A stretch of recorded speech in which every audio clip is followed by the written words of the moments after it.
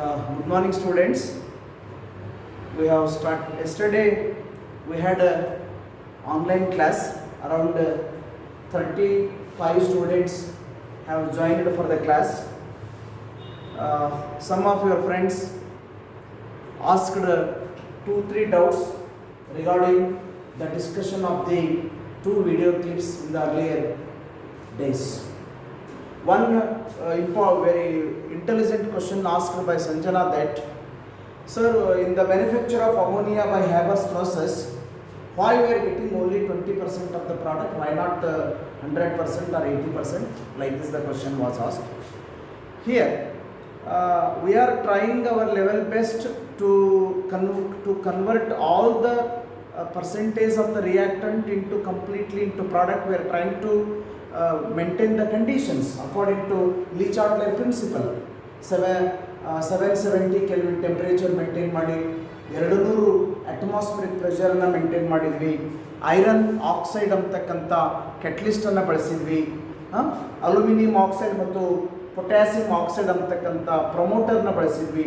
ಇಷ್ಟೆಲ್ಲ ಕಂಡೀಷನ್ಸ್ ಅನ್ನು ಮೇಂಟೈನ್ ಮಾಡಿದರೂ ಸಹಿತ 20% ಅಷ್ಟೇ ಯಾಕೆ ಬಂತು ಅಂದರೆ nitrogen hydrogen do not combining even under drastic condition completely.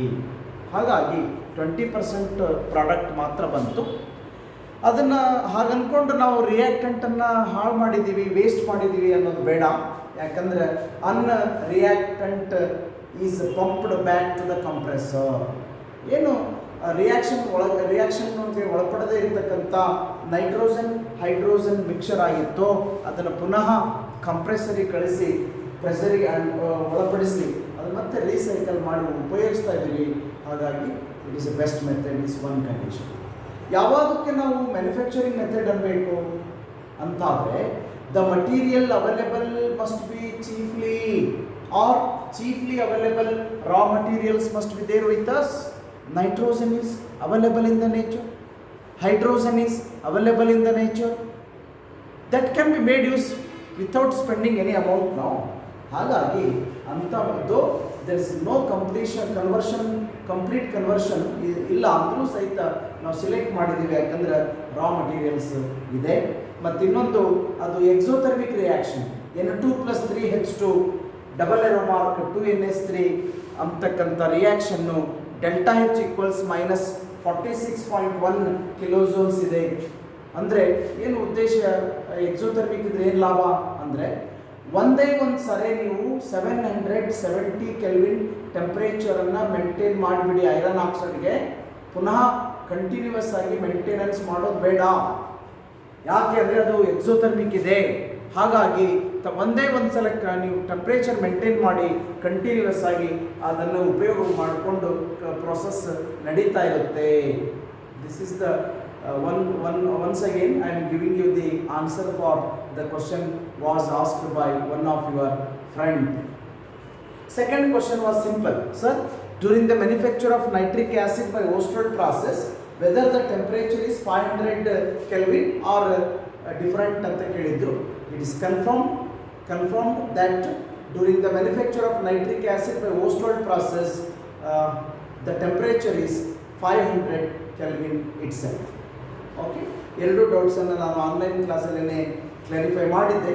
ಮತ್ತೊಂದು ಸಾರಿ ನಿಮಗೆ ಯಾರು ಜಾಯಿನ್ ಆಗಿಲ್ಲ ಅವ್ರಿಗೂ ಹೆಲ್ಪ್ ಆಗಲಿ ಅನ್ನೋ ಉದ್ದೇಶದಿಂದ ಮತ್ತೊಂದು ಸಾರಿ ಡೌಟನ್ನು ಕ್ಲಾರಿಫೈ ಮಾಡಿ ಮುಂದೆ ಹೋಗ್ತಾ ಇದ್ದೀನಿ.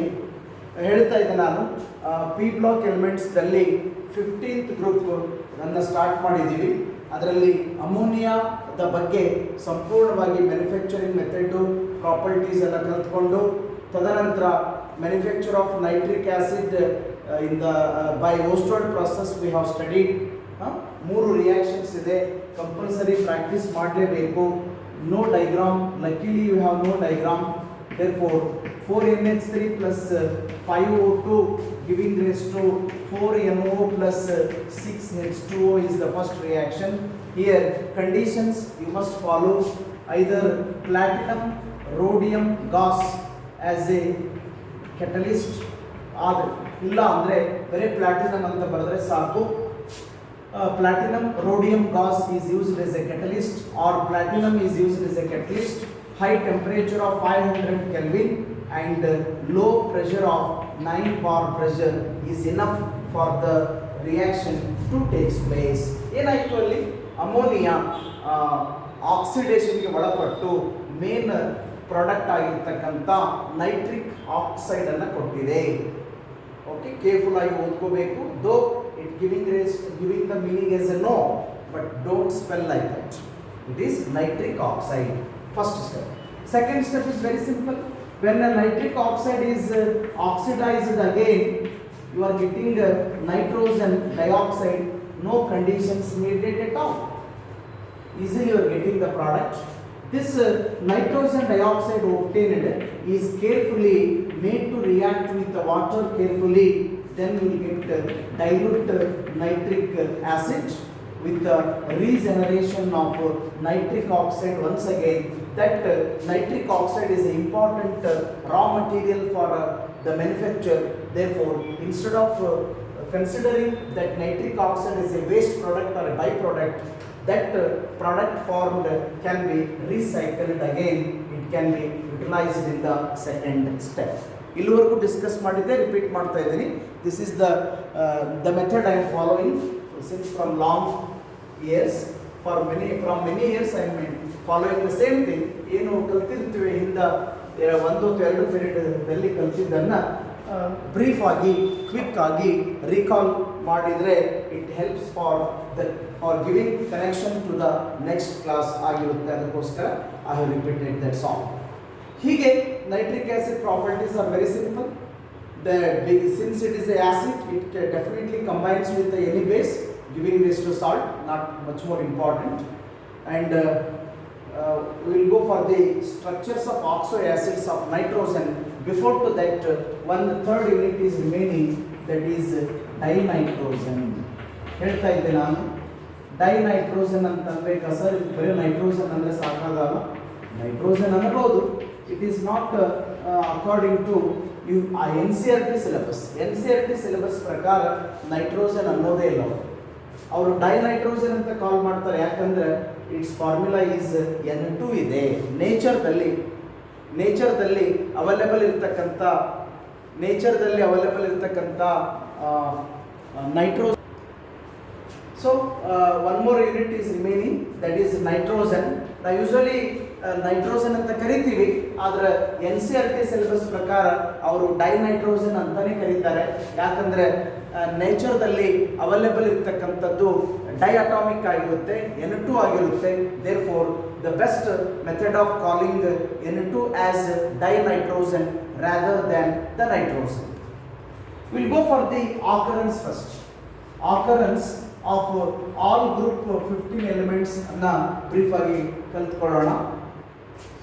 Nitrogen is the most abundant element. Nitrogen is the most abundant element in the earth crust. Earth surface ಅಲ್ಲಿ ಅತಿ ಹೆಚ್ಚಿನ ಪ್ರಮಾಣದಲ್ಲಿ ಇರ್ತಕ್ಕಂಥದ್ದು ಆಮ್ಲಜನಕ ಅಲ್ಲ, ದಟ್ ಈಸ್ ಸಾರಜನಕ, that is nitrogen. Up to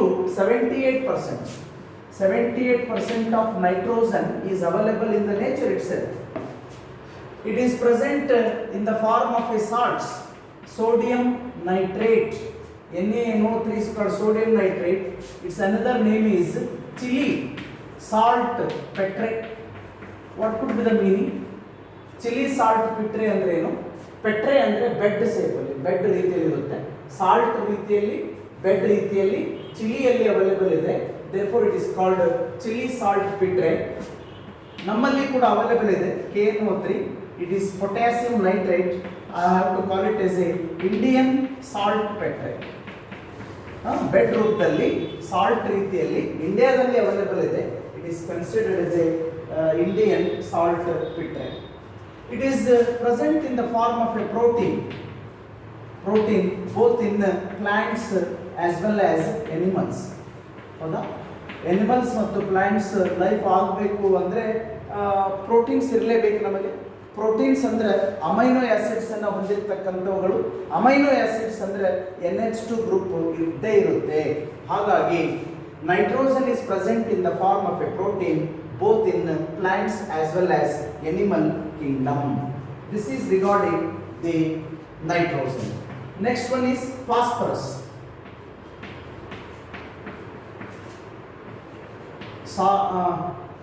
ರಂಜಕ ಅಂತ ಕರೀತಿರಲ್ಲ phosphorus.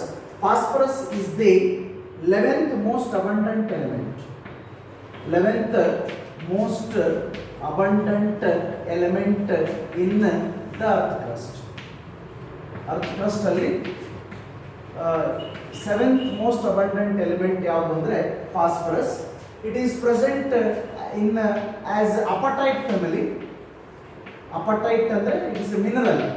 Apatite family, for example, fluorapatite. Fluorapatite is the one example containing phosphorus. Its composition is Ca9PO4 6 times CaF2. ಅಂದ್ರೆ calcium 9 times, PO4 6 times, CaF2. There is a presence of phosphorus in the form of a apatite family. You may know that it is present in bones. It is present in bones and also in living cells. Living cells alli ಮತ್ತು bones alli compulsory ಇದ್ದೇ ಇರಬೇಕು. It is present as phosphoprotein containing phosphorus, which is present both in milk as well as egg. Therefore, doctor are suggesting you to have the milk and also egg because it contains phosphoprotein. Phosphoprotein is made up of protein as well as phosphorus. It is also present in bones. In rural area dalli ನೀವು ಕೇಳಿರ್ತೀರಿ, rare cases ಅಲ್ಲಿ ಕೊಳ್ಳಿ ದೆವ್ವ ಅಂತ ಏನೋ word use ಮಾಡ್ತೀರಿ. ಅದೇನಾಗುತ್ತೆ ಅಂದರೆ after burying the body in the earth crust, after many days decay process taken place, bone will come to the upper surface. When bone is made up of phosphorus, when that bone is exposed to the sunlight in the daytime, due to friction, it catches fire.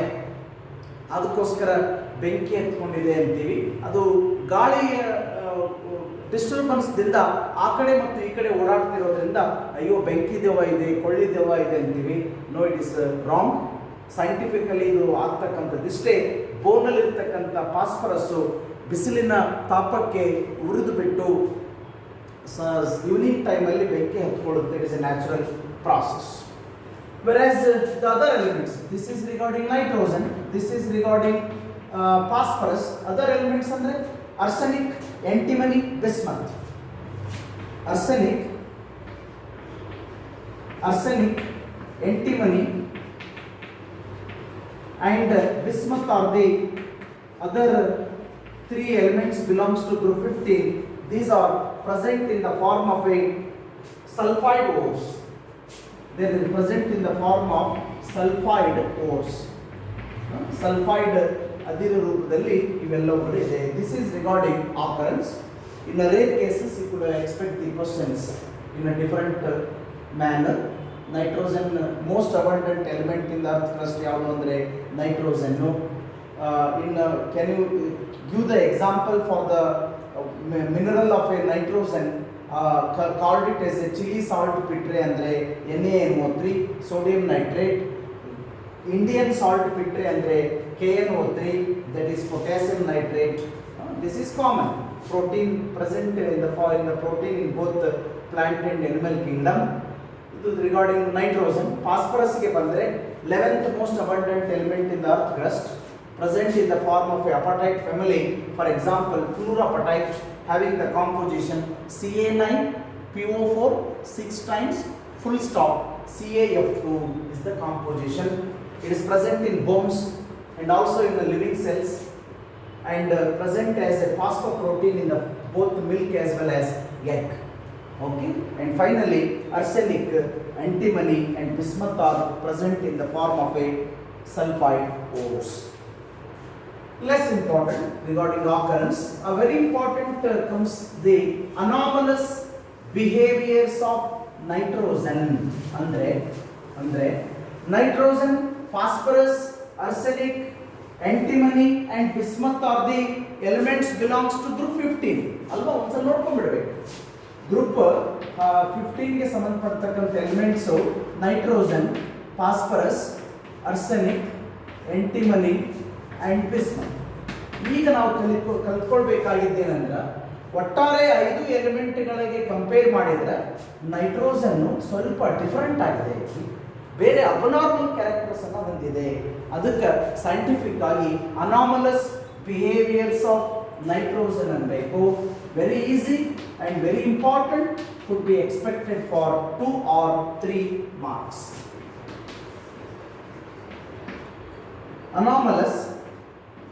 Anomalous behaviors of nitrogen ಅಂದ್ರೆ abnormal properties of nitrogen.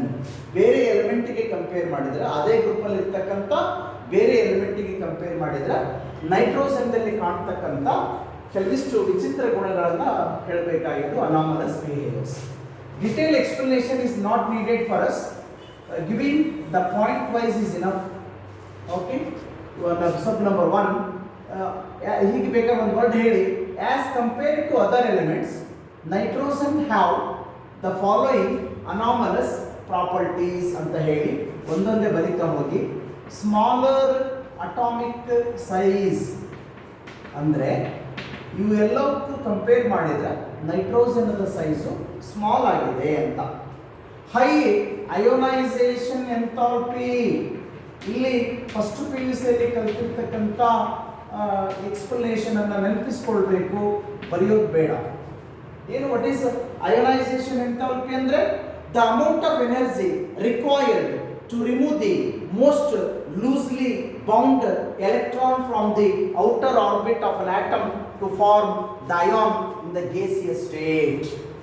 ಒಂದು sodium ಇದೆ ಅನ್ಕೊಳ್ರಿ, 1s2 2s2 2p6 1 2 3 4 5 6 ಇದೆ, 3s1 ಇದೆ. ಈ sodium ಅದ ಕೊನೆಯ orbital ಇರ್ತಕ್ಕಂಥ electron ಅನ್ನು ತೆಗೆದು Na+ ಅನ್ನು ಪಡೆದುಕೊಳ್ತೀವಿ ಗೇಸಿಯಸ್ ಸ್ಟೇಟ್ ಅಲ್ಲಿ. ಈ ಎಲೆಕ್ಟ್ರಾನ್ ತೆಗಿಲಿಕ್ಕೆ ಸರ್ಟನ್ ಎನರ್ಜಿ ಬೇಕು. ಆ ಎನರ್ಜಿಯನ್ನೇ ಅಯೋನೈಸೇಷನ್ ಎನರ್ಜಿ ಅಥವಾ ಅಯೋನೈಸೇಷನ್ ಎಂಥಾಲ್ಪಿ ಅಥವಾ ಅಯೋನೈಸೇಷನ್ ಪೊಟೆನ್ಷಿಯಲ್ ಅಂತ ಕರಿತೀವಿ. ಅದು ವ್ಯಾಲ್ಯೂ ಜಾಸ್ತಿ ಇರುತ್ತೆ. Okay. Similarly high ಇಲೆಕ್ಟ್ರೋನೆಗೆಟಿವಿಟಿ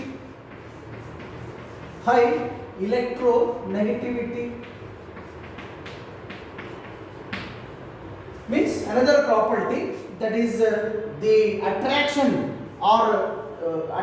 of the shared pair of electrons towards the atom is called electronegativity. That value should be comparatively high. And non-availability of d orbital ಅಂದ್ರೆ ಈ nitrogen ಅದ atomic number ತಕ್ಕ ಹಾಗೆ ನೀವು ಎಲೆಕ್ಟ್ರಾನಿಕ್ ಕಾನ್ಫಿಗರೇಷನ್ ಬರೆದು ನೋಡ್ರಿ. 1s2 2s2 2p1 ಇದೆ. p ಆರ್ಬಿಟಲ್ಲೇ fill up ಆಗಿಲ್ಲ, ಇನ್ನು d ಆರ್ಬಿಟಲ್ ಹೆಂಗೆ ಬರುತ್ತೆ? d ಆರ್ಬಿಟಲ್ ಅವೈಲೇಬಲ್ ಇಲ್ಲ.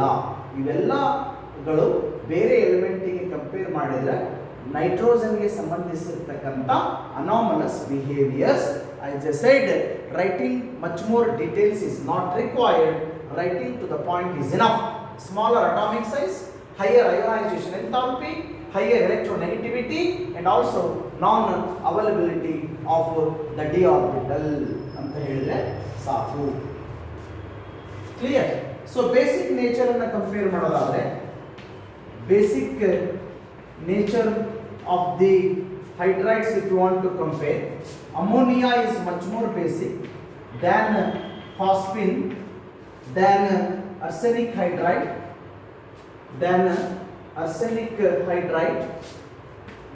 which is more basic than antimony hydride, which is more basic than bismuth hydride.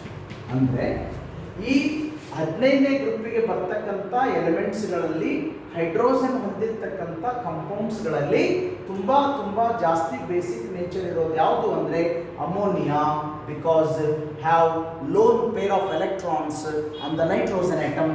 They are ready to donate easily when the reaction has to take place. Therefore, it is much more basic. It is for competitive exams. ಇಷ್ಟು ಅನ್ನ ಕಲ್ತ್ಕೊಂಡ ನಂತರ ನಾವು ಈಗ details ಆಗಿ dinitrogen ಅದ್ರ ಬಗ್ಗೆ ಕಲ್ತ್ಕೋಬೇಕು. ಇಲ್ಲಿವರೆಗೆ ಕಲ್ತು general discussion. Now we are going to study particularly about the nitrogen.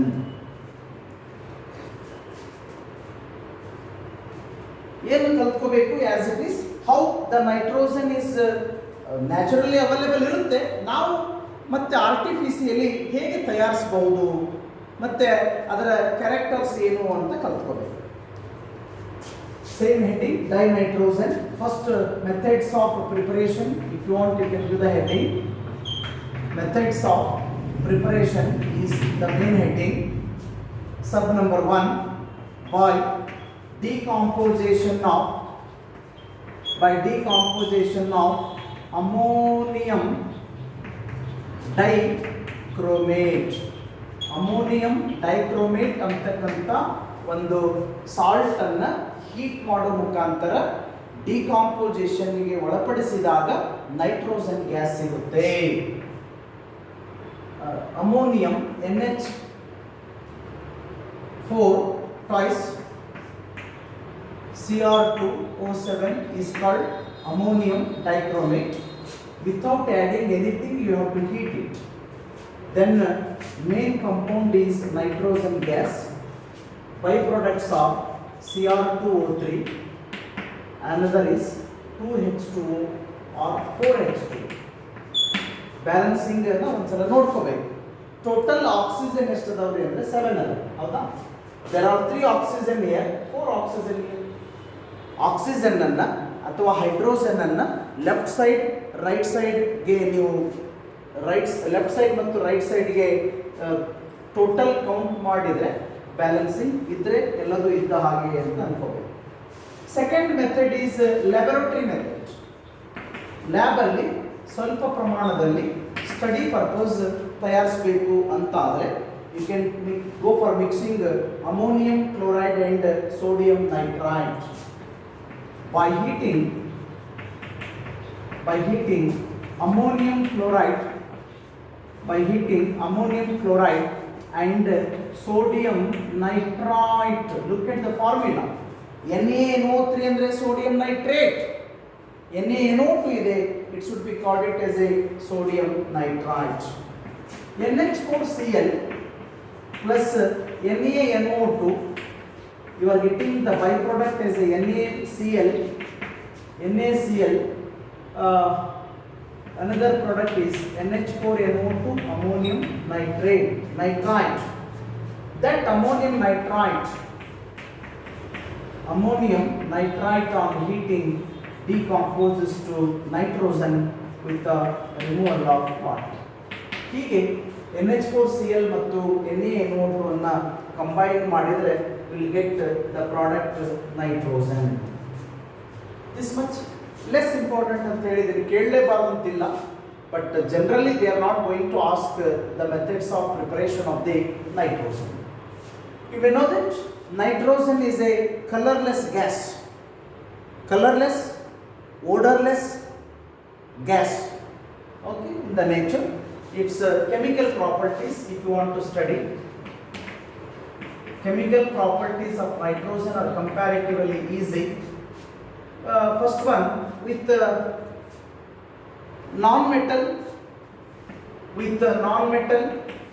they are giving rise to covalent nitrites, whereas with the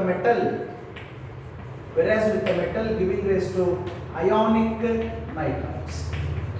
Okay, nitrites ಅಂದ್ರೆ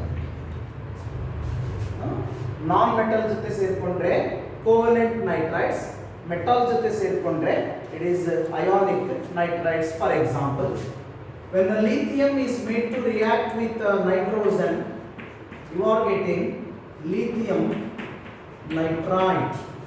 This is metallic nitrite. Similarly, magnesium you can have it. Second property is very easy. Somewhere you studied under first PUC in the environmental chemistry you studied. When nitrogen is made to react with oxygen at high temperature, at a high temperature of 2000 Kelvin, you are getting nitric oxide. It is a endothermic reaction.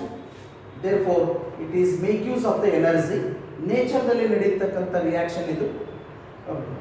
ತುಂಬ ಜಾಸ್ತಿ ಪ್ರಮಾಣದಲ್ಲಿ thunder ಮತ್ತು lightning, ಸಿಡ್ಲು ಗುಡುಗು ಅಂತ ಕರಿತೀರಲ್ಲ, ಅವಾಗ high temperature ಸ್ಪಾರ್ಕ್ದಿಂದ high temperature ಆಗುತ್ತೆ, ಅವಾಗ ನೈಟ್ರೋಜನ್ ಆಕ್ಸಿಜನ್ ಸೇರಿಕೊಂಡು ನೈಟ್ರಿಕ್ ಆಕ್ಸೈಡ್ ಬರುತ್ತೆ. Third one you already study, you can neglect here, there you have to make it perfect. ಏನಂದರೆ, when a nitrogen is made to react with a hydrogen in presence of iron oxide as a catalyst, potassium oxide and aluminum oxide as a promoter at a very high temperature of 770 Kelvin temperature and high pressure of 200 atmospheric pressure, you are getting main product as a ammonia. Again, as I said, it is a exothermic reaction. You are studying in the manufacture of ammonia. ಅಲ್ಲಿ ಕಲಿತಾ ಇದ್ರೆ ಇಲ್ಲಿ neglect ಮಾಡ್ರಿ, ಎಲ್ಲಾದರೂ ಒಂದು ಕಡೆ ಗೊತ್ತಿರಲಿ. Don't forget, it is A double arrow mark because it is A reversible reaction. This is the information concerned to the nitrogen.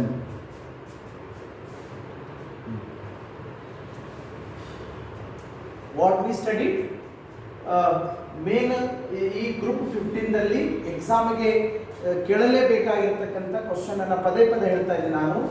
Manufacture of ammonia by Weber process is very important.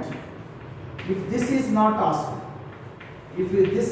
asked, definitely they should going to ask for manufacture of nitric acid by Ostwald process. ನೋಡಿ, ನಾನು 2-3 ಸಲ repeat ಮಾಡ್ತಿರ್ತೀನಿ. ಇಷ್ಟೇ. Which one is much more important, which one is going to expect in the examination, that I am going to repeat at least 3 to 4 times before concluding the topic. ಆ topic ಅನ್ನು ಸಂಪೂರ್ಣ ಮುಗಿಸೋದ್ರೊಳಗಾಗಿ very important ಇದ್ದಿದ್ದನ್ನು minimum 3 ಅಥವಾ maximum 4 ಸಾರಿ repeat ಮಾಡ್ತಿರ್ತೀವಿ. ಅಷ್ಟರ ಮೇಲೆ ನೀವು ಅರ್ಥ ಮಾಡ್ಕೊಳ್ಬೇಕು. ಸರ್ ಈ ಕಾನ್ಸೆಪ್ಟನ್ನು 2-3 ಸಲ ಹೇಳ್ತಾ ಇದ್ದಾರೆ ಅಂದರೆ ಡೆಫಿನೆಟ್ ಎಕ್ಸಾಮಿಗೆ ಬಂದೇ ಬರುತ್ತೆ ಅಂದ್ಕೊಂಡು ರಿಪೀಟೆಡ್ ಪ್ರಾಕ್ಟೀಸ್ ಮಾಡಬೇಕು. ಅದು ರಿಕರಿಂಗ್ ಅಮೋನಿಯಾ ಮತ್ತು ನೈಟ್ರಿಕ್ ಆ್ಯಸಿಡ್. ಇನ್ನು ನೈಟ್ರೋಜನ್ಗೆ ಬರೋದಕ್ಕಿಂತ ಪೂರ್ವದಲ್ಲಿ ಇಂಟ್ರೊಡಕ್ಷನ್ ಕಲ್ತ್ಕೊಂಡ್ವಿ. ನಿಮ್ಗೆ ಗೊತ್ತಿದೆ, NS2 Np to the power 1 to 6 is the general electronic configuration of p block elements. ನಾವು ಅದರಲ್ಲಿ ಗ್ರೂಪ್ 15 ಗೆ ಬಂದಾಗ general electronic configuration of group 15 is NS2 Np3 ಇರುತ್ತೆ. This is the general electronic configuration of p block elements. This is general electronic configuration of group 15 elements. ದಲ್ಲಿ introduction ಆಯಿತು. ಅದರಲ್ಲಿ next group 15 ದಲ್ಲಿ ಯಾವ ಎಲಿಮೆಂಟ್ಸ್ ಬರ್ತಾವೆ ನೋಡಿ, ಆಕರೆನ್ಸ್ ಬಗ್ಗೆ ಕಲ್ತ್ಕೊಂಡ್ವಿ. Nitrogen ಮತ್ತು ಫಾಸ್ಫರಸ್ ಬಗ್ಗೆ ಡೀಟೇಲ್ಸ್ ಕಲ್ತ್ಕೊಂಡು ಇನ್ನು ಉಳಿದಿರ್ತಕ್ಕಂಥದ್ದೆಲ್ಲದೂ ಸೇರಿ ಸಲ್ಫೈಡ್ ರೂಪದಲ್ಲಿ ಅವೈಲೇಬಲ್ ಇದಾವೆ ಅಂತ ಹೇಳಿದ್ವಿ. ತದನಂತರ ವೆರಿ ಇಂಪಾರ್ಟೆಂಟ್ ಮತ್ತೊಂದು ಸಲ ಹೇಳ್ತೀನಿ, ನೆನಪಿಸ್ಕೊಳ್ಳಿ. Anomalous behaviours of nitrogen is the very most important concept you must expect for 2 or 3 marks. Almost ಮೂರರಲ್ಲಿ ಒಂದು ಕೇಳಬೇಕ್ರಿ. ನೀವು ಎಲ್ಲದಕ್ಕೂ ಸೇಮ್ ನೆನಪಿಟ್ಕೊಂಡ್ರೆ ಸಾಕು.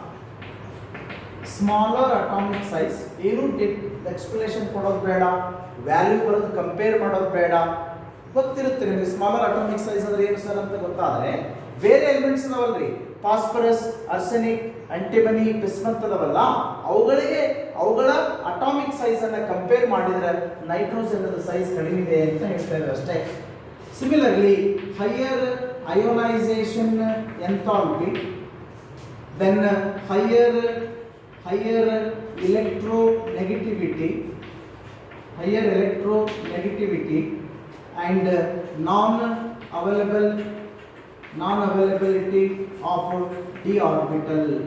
Idistರಲ್ಲಿ any three if you write directly without writing any explanation, you will get complete marks. Okay, ಇದಾದ ನಂತರ nitrogen ಅನ್ನು start ಮಾಡಿದ್ದೀವಿ. ಬ್ರೀಫ್ ಇನ್ಫಾರ್ಮೇಷನ್ ಇದೆ, ಕಂಪ್ಯಾರಿಟಿವ್ಲಿ ಲೆಸ್ ಇಂಪಾರ್ಟೆಂಟ್. ಡೈನೈಟ್ರೋಜನ್ ಅಂತ ಕರೀರಿ. ಎರಡು ಮೆಥಡ್ ಅಲ್ಲಿ ತಯಾರಿಸಬಹುದು. ಒಂದು by the decomposition of ammonium dichromate by heating ಇದೆ. ಹೀಟಿಂಗ್ ಇದ್ದಲ್ಲೇ ಥರ್ಮಲ್ ಡಿಕಾಂಪೋಸಿಷನ್ ಅನ್ಬೋದು. ಹಾಗಾಗಿ NH4 ಟ್ವೈಸ್ Cr2O7 ಅನ್ನು ಹೀಟ್ ಮಾಡಿದರೆ N2 plus Cr2O3 plus 4H2O ಬರುತ್ತೆ. ಲ್ಯಾಬ್ ಅಲ್ಲಿ ಹೀಗೆ ತಯಾರಿಸಬಹುದು.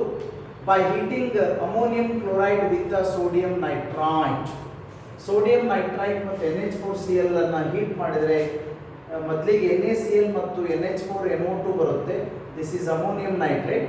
ಅಮೋನಿಯಂ ನೈಟ್ರೇಟ್ ಅನ್ನು ಹೀಟ್ ಮಾಡಿ you will get the nitrogen gas. Chemical property simple ಇದೆ. With metals covalent nitride, with the non-metal you are getting ionic nitride. When the nitrogen is made to combines with the oxygen at very high temperature of 2000 Kelvin temperature, you are getting nitric oxide. ಹೇಳಿದೆ ನಾನು, ಇದನ್ನು ಉದ್ದೇಶಪೂರ್ವಕವಾಗಿ ನೀವು ಮಾಡಬಹುದು. ನೇಚರ್ದಲ್ಲಿ ನಡೆಯುತ್ತೆ. ಮಳೆ ಬರಲಿಕ್ಕೆ start ಆದಾಗ ಗುಡುಗು ಥಂಡರ್ ಅಂತ ಏನು ಕರೀತಿರಲ್ಲ, that is because of dashing of the clouds. ಮೋಡಗಳು ಒಂದಕ್ಕೊಂದು ತಿಕ್ಕಿದಾಗ ಸೌಂಡ್ ಬರುತ್ತೆ, ಅವಾಗ ಮಿಂಚು ಬರುತ್ತೆ, ಲೈಟ್ನಿಂಗ್ ಬರುತ್ತೆ, ಅವಾಗ ಟೆಂಪ್ರೇಚರ್ ಬಹಳ ಜಾಸ್ತಿ ಇರುತ್ತೆ. ಆ ಟೆಂಪ್ರೇಚರ್ದಲ್ಲಿ ನೇಚರ್ದಲ್ಲೂ ಸಹಿತ ನೈಟ್ರೋಜನ್ನು ಆಕ್ಸಿಜನ್ನು ಸೇರಿಕೊಂಡು ನಿಮಗೆ ನೈಟ್ರಿಕ್ ಆಕ್ಸೈಡ್ ಬರುತ್ತೆ.